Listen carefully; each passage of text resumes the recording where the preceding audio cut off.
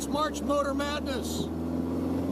The international motorsports season and the motoring scene are underway with the Geneva Motor Show, the Amelia Island Concours, IndyCars at St. Petersburg, and the 12 hours of Sebring. The motorspirit is here in Geneva with the Geneva International Motor Show. They've been doing it for a little over 80 years. Geneva is kind of a styling show. It's about a 2 to 3 hour drive to the design studios in Turin and Milan. It's a 5-hour drive down to Motor Valley around Bologna, Ferrari, Lamborghini, Maserati. And it's a 5-hour drive to Munich and Stuttgart. If you come to Geneva, bring money. The hotels are exorbitantly expensive, and as you might expect, so are many of the cars. Exhibits have classic signage, like you see in the old pictures of European auto shows. And from what photos I've seen from this year's show, no car really is an overshadowing star, quite like last year's $1 million Bugatti Chiron.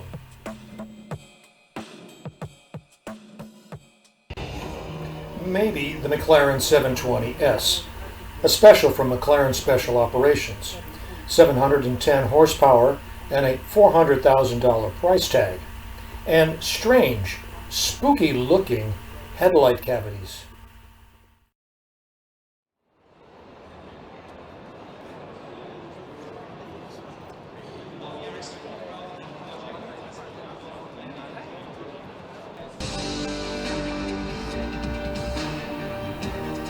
Nice looking is the Bentley EXP 12-speed 6E, an electric car concept that should have a V12, not 12 volts.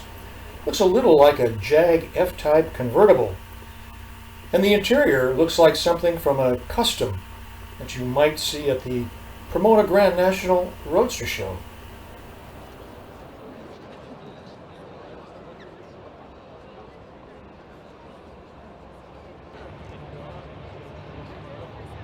I think the important point is the usability and the combination in between comfort and sportiness.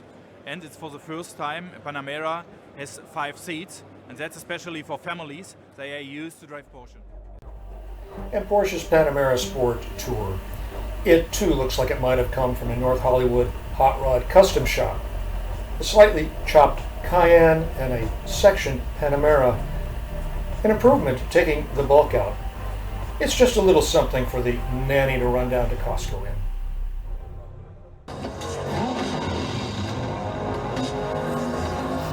Pretty swoopy is the Aston Martin Valkyrie. Kind of cool in a video gamer's way. Look at the aero skirt on the right rear wheel.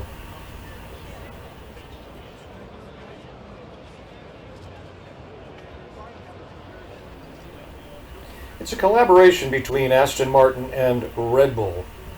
150 will be made. Interior's a little tight. A little bit concept, prior to the final car. Last year I commuted to Geneva from Lyon.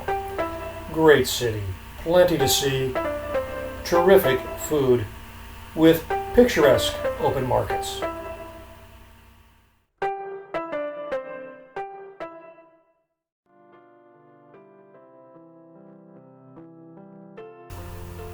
At Amelia Island, the threat of rain Sunday moved all the events to Saturday. Still, magnificent cars won Best of Show. A nice angle is their Concours de Sport class, won this year by the 1939 Alfa 8C 2900. Now, this is what an elegant sports car is supposed to look like. And Best of Show for the Concours, a 1935 Pride of the Midwest in Duesenberg. This car has quite a history, quite a story. Not sure I'd want to see the Carfax, although not long ago it sold for $1.6 million. At the auctions, a Bugatti went for $7 million, but more my speed was a '69 Healey Sprite for a little less than 20 grand. Cool cars don't have to cost a lot.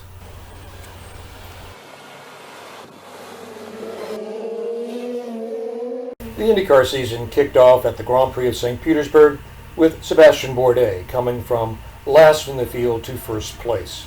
His win was a happy win for Honda, who have been struggling, although over half the field are Honda-powered. My neighbor confused it with Formula One, but thought the racing exciting. In the beginning of motorsports, the appeal was testing the car and the driver risking his courage. As the risk gets reduced, the excitement changes. What organizers should do is offer big championship points for pole and qualifying positions, and as seen at St. Pete, put the fast guys in the back.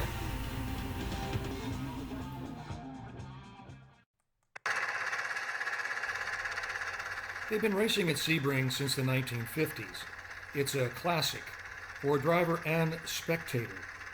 This year's sanctioning body, IMSA, have a new prototype class with factory backing from Cadillac, Mazda, Nissan, and it shows promise, but it is exclusive to the series. Like this year's overall winners, the Cadillac-powered Wayne Taylor Racing. They won at Daytona and now at Sebring.